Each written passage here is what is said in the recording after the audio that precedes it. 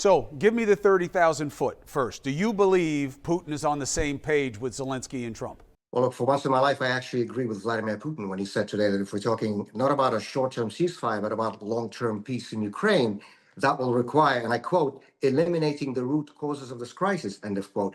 And that is absolutely right, except, of course, that the root cause of this crisis is Vladimir Putin himself, this old deranged Soviet KGB officer sitting in the Kremlin who dreams about restoring the so-called glory of the Soviet Empire, who calls the dissolution of the Soviet Union the greatest geopolitical catastrophe of the 20th century, who calls Ukraine an artificial state, who refers to his political opponents as national traitors, who idolizes Joseph Stalin and Yuri Andropov. He's the reason for all of this. He's the aggressor.